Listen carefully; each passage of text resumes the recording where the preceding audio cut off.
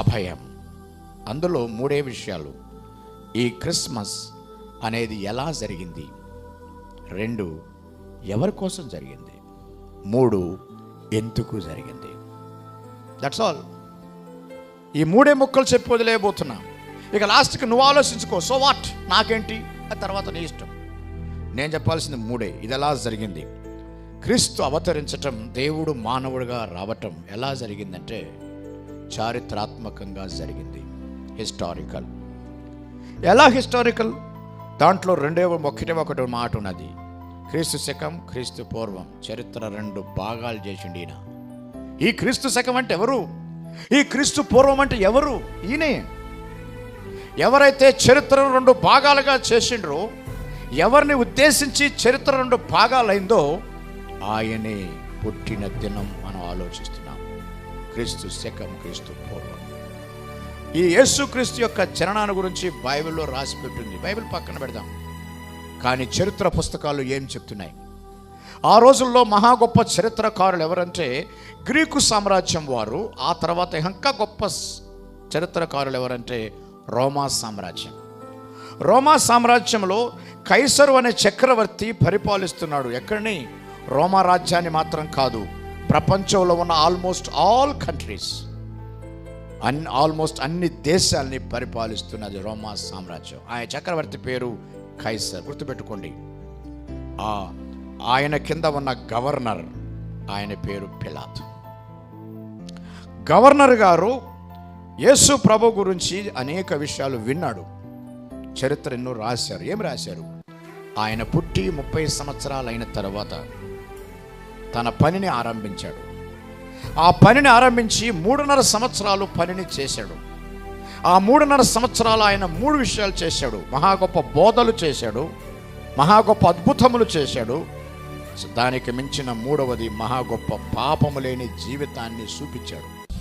దేవుడు ఇలా ఉంటాడు అని. దేవుడు ఎలా ఉంటాడంటే ఇలా ఉంటాడు. యేసు ప్రభు పుట్టి ఆ 3 చేసిండు.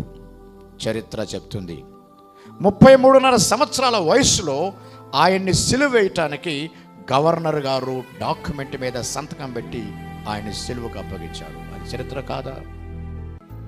గవర్నర్ సంతకాలు చరిత్ర కాదా? ఆయన సిలువలో చనిపోయిన తర్వాత సమాధి చేసి, సమాధి మీద ఆ కైసరు గారి ముద్ర వేసి 1.5-2 టన్నుల బరువైన రాయిని పెట్టి పడేసిండ్రు. ఎక్కడ లేస్తాడో అని, లేకపోతే ఎవరు దొంగిలిస్తారో అని. ఆయన లెగవకుండా ఆపాలని, ఎందుకంటే ఆయన లెగుస్తానని చెప్పాడు కాబట్టి. ఆయన్ని దొంగిలించి వీళ్ళు అబద్ధం ఆడతారని 1.5-2 టన్నుల బరువైన రాయిని సమాధి మీద పెట్టి ఆ కైసరు గారి స్టాంప్ వేసి చుట్టూ రాణు వారిని పెట్టారు, పోలీసుని.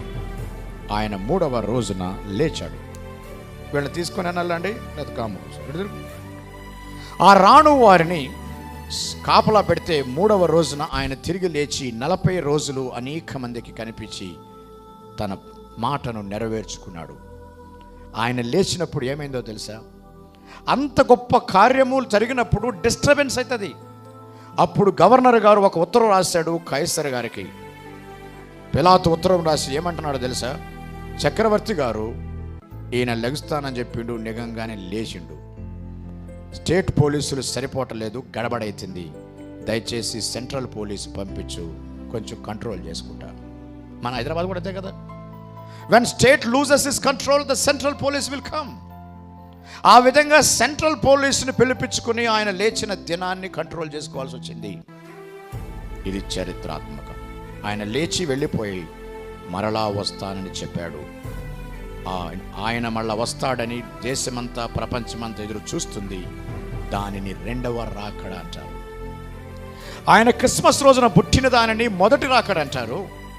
ఆయన పుట్టి 33.5 సంవత్సరాలు బ్రతికి చనిపోయి తిరిగి లేచి మళ్ళా వెళ్తూ ఒక మాట అన్నాడు, నేను మీ అందరి కోసం స్థలం సిద్ధపరచడానికి వెళుచున్నా. నేను స్థలం సిద్ధపరిచినాక మరలా వచ్చి మీరందరూ నాతో ఉండటానికి తీసుకొని పోతా అని చెప్పి వెళ్తే అందరము దానికోసం చూస్తున్నాం. అది 2వ రాకడ. కాబట్టి క్రీస్తు పుట్టింది హిస్టారికల్గా పుట్టాడు. 2వది ప్రొఫెటికల్గా పుట్టాడు. చాలా ప్రొఫెసీస్ ఇందులో ఉన్నాయి. ఆయన పుట్టకముందు 4000 సంవత్సరాల నుంచి ప్రవచనాలు ఉన్నాయి. ఏమున్నాయి? ఆయన వస్తాడని, ఆయన వచ్చి ఏం చేస్తాడో, ఎలా జరుగుతుంది మొత్తం రాసి ఉన్నది. ఆ ప్రవచనాలు ఇందులో ఉన్నాయి, మీరు చదువుకోవచ్చు. మూడవది సైంటిఫికల్గా జరిగింది. సైంటిఫిక్ అనే మాట మనం ఎందుకు వాడతామంటే, మన పిల్లలు పాడారు కదా, స్టార్స్ అని, జ్ఞానులు వచ్చారు. ఆ రోజున యేసు ప్రభు వారిని ఎవరైనా విజిట్ చేయటానికి ప్రపంచం అంతటికి ఒక నక్షత్రం వచ్చింది. ఆ నక్షత్రం ఖగోళంలో పుట్టింది. ఖగోళ శాస్త్రజ్ఞులందరూ కలిసి ఒంటిలేసుకుని వెళ్ళి ఆయన్ని దర్శించారు. ఆయన ఎంతమంది దర్శించారో తెలియక చాలామంది ముగ్గురే జ్ఞానులు అనుకుంటారు. ముగ్గురు కాదు, కొన్ని వందల మంది ఆయన దర్శించారు. వాళ్ళు ఇచ్చింది మూడు గిఫ్ట్స్ కాబట్టి ముగ్గురు జ్ఞానులు అనుకుంటున్నారు. ఆ జ్ఞానుల్లో చాలామంది భారతదేశం నుంచి కూడా వెళ్ళారు. వాళ్ళు వెళ్ళి 2 సంవత్సరాల ప్రయాణం చేశారు. 2 సంవత్సరాల ప్రయాణం చేసి ఆయన్ని కలిసి ఆయనకు గిఫ్ట్స్ ఇచ్చారు. బంగారు, సాంబ్రాణి, పోళం. ఆ యొక్క గిఫ్ట్స్కి, బహుమానాలకి గుర్తు ఏంటంటే, మొట్టమొదటిది యేసు నీవు రాజువయ్యా. రెండవది యేసు నీవు దేవునికి మనిషికి మధ్యవర్తి అయిన యాజకుడువయ్యా. మూడవది యేసు నువ్వు మనుషుల కోసం చచ్చిపోతున్నావని సాంబ్రాణి మనం వేస్తాం కదా, ఎప్పుడు వేస్తాం? చచ్చిపోయినోడి దగ్గర సాంబ్రాణి వేస్తాం. ఆ సాంబ్రాణిని పుట్టినోడి దగ్గర వేసారు వీళ్ళు. పుట్టినోడి దగ్గర సాంబ్రాణి వేస్తుంటే వాళ్ళు ఊరు వాళ్ళందరూ అడిగినారు, ఏమయ్యా మీ పిచ్చెక్కింది? ఆ జ్ఞానులారా? వాళ్ళు అన్నారు, మాకు పిచ్చెక్కలా, మీకు పిచ్చెక్కింది, మేము జ్ఞానులం. We are the scientists and wise men. We know that this man is going to die. ఆయన అనేక మంది కోసం చచ్చిపోబోతున్నాడు. ఆయన అనేక మంది కోసం దేవునికి మనిషికి మధ్యవర్తిగా నిలబడబోతున్నాడు. ఆయన ఒక దినాన రాజు కాబోతున్నాడు. 2వ రాకడలో ఆయన రాజ్యాన్ని ఏల్తాడు. ఆ 3 గిఫ్ట్స్ని ఆయనకిచ్చారు. ఇలా 2 సంవత్సరాలు వెతికారు అనుకుంటున్నారేమో మీరు. ఒకడైతే 30 సంవత్సరాలు వెతికి 33 సంవత్సరాలకి యేసు ప్రభుని దర్శిస్తే, ఆయన పుట్టినప్పుడు చూస్తాం అనుకున్న ప్రభువుని చచ్చిపోయేటప్పుడు చూశాడు ఒకడు. ఆయన పేరు ఆర్ట్బాన్. జ్ఞానుల్లో చిట్ట చివరి జ్ఞాని. 33.5 సంవత్సరాలు తిరిగి ఆయన్ని కలుసుకున్నాడు. 2 సంవత్సరాలు వాళ్ళు ప్రయాణం చేసి యేసు ప్రభుని దర్శిస్తే, ఆఫ్టర్ ఆల్ 2 అవర్స్ మీటింగ్ పెడితే మీరు గగ్గోలు పెడుతున్నారు. మీకు వాళ్ళకు చాలా తేడా ఉన్నది. 2 సంవత్సరాలు వెతికారు ప్రభుని. కాబట్టి ఇప్పుడు చెప్పండి, క్రిస్మస్ ఎలా అయింది?